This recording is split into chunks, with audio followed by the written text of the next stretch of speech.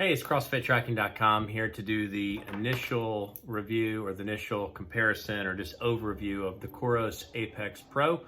The next review up on the list, and I actually have a slew of other watches. So the Garmin 245, we're just going to give it a general comparison, size and sort of basic functionality. The Polar Ignite, as well as the Polar Vantage V Titan. Just to give it sort of a visual side-by-side comparison of those different watches. But we're mostly going to look at Coros over the next 2 to 4 weeks to evaluate a few of the basic components. Coros is new to the market, but looking at this first test, it seems like it's a great product. We're going to look at it in the basic functions. So heart rate sensor, accuracy, how it evaluates a singular workout, how it evaluates recovery from a singular workout, how it evaluates load over a period of time, how it evaluates overall wellness and internal health, what it does for sleep tracking, the app and ease of use there, the overall weight, design, and feel of the watch, screen quality, how it functions as a smartwatch and what its capabilities are there, its battery life, and the cost.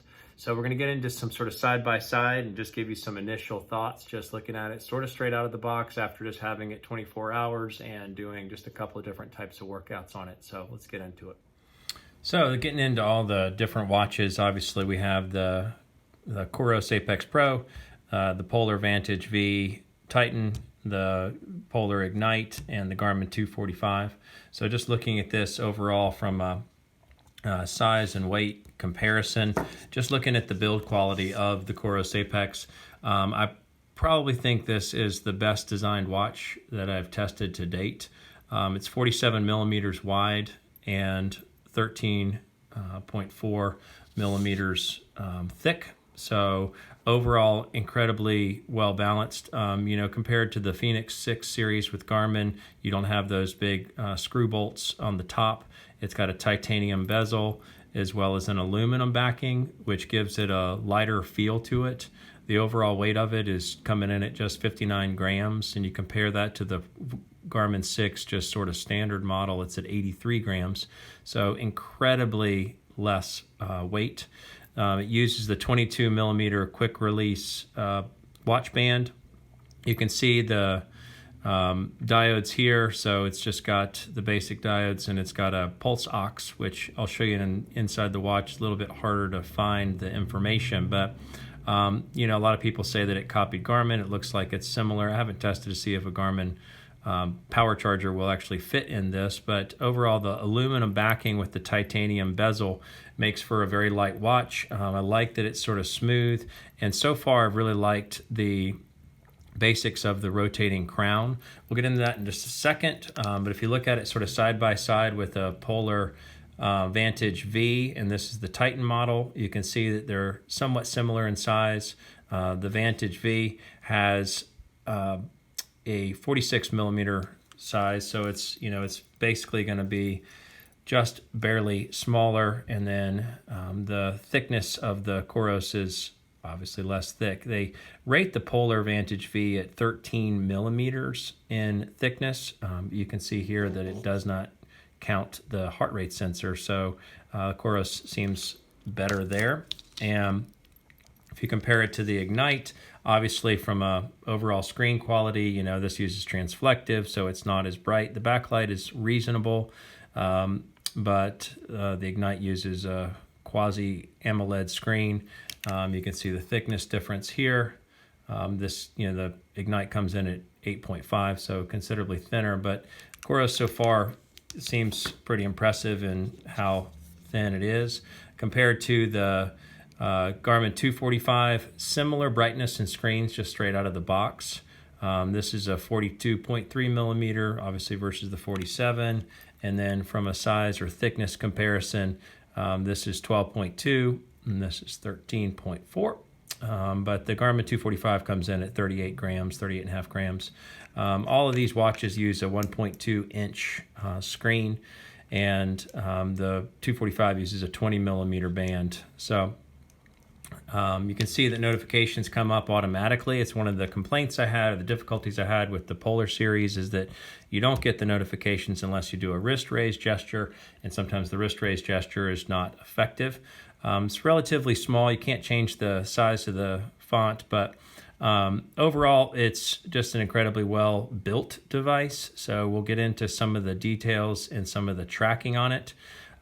Just to give you sort of the overview of how you get into the watch, it's always locked. It has an auto lock feature, which I've liked so far. You just have to basically rotate the bezel completely one time around, and then as you scan down, you can see that it is set to just go widget to widget.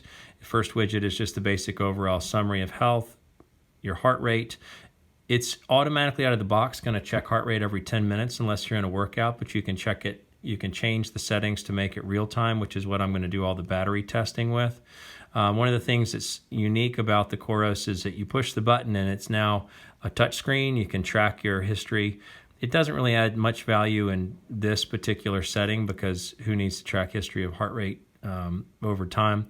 You can track it's got a barometric altimeter, which is obviously missing, and the Ignite and the 245. So it just tracks that all the time. It's all the time widget, so it's like one of the primary widgets. I don't know if that's very useful, but it is. This is another layer of the barometric altimeter, and it just calculates the pressure above sea level. And then you got the temperature setting. So you can actually use this watch to check temperature in a room if you leave it off your wrist for more than 30 minutes. And so I'm not sure, obviously, if you're doing a lot of intense outdoors, hiking and climbing and that sort of thing, then the temperature might have some sort of importance to it. But tracking the temperature over the course of time is not that pertinent in general.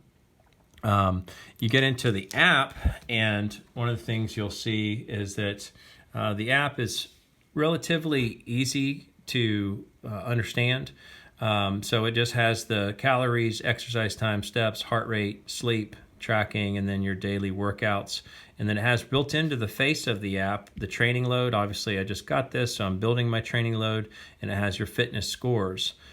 So far, I'm really liking just that it's really simple. I almost wish I could change the order of things just to have the fitness index come up top and the fitness level, which I'll build over time as I track a few basic runs. So obviously to get some of these scores, just like with the Garmin, you have to go for a couple of runs. I just did a 1 mile run before I did a couple of different United in Movement workouts today.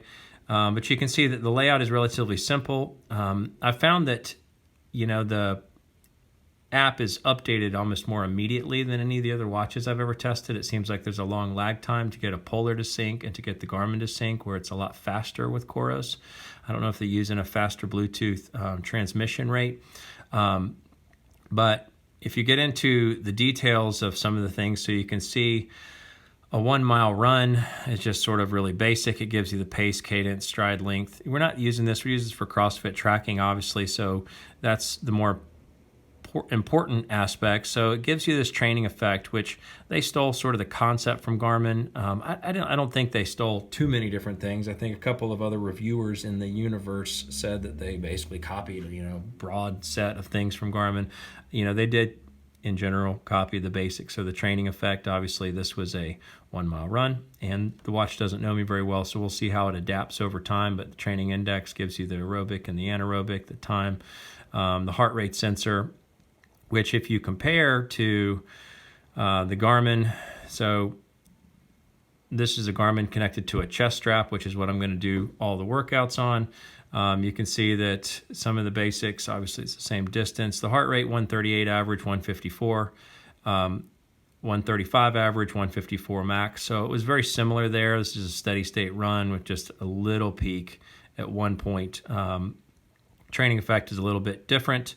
And I'm not going to look at the pace, cadence, any of the sort of comparison there because we don't really care about that because we're here for CrossFit tracking. So getting into a CrossFit workout, this is the first workout that I did on the watch. You just have to use the gym cardio, which doesn't, just sort of like a basic heart rate tracking. It does give you the output parameters.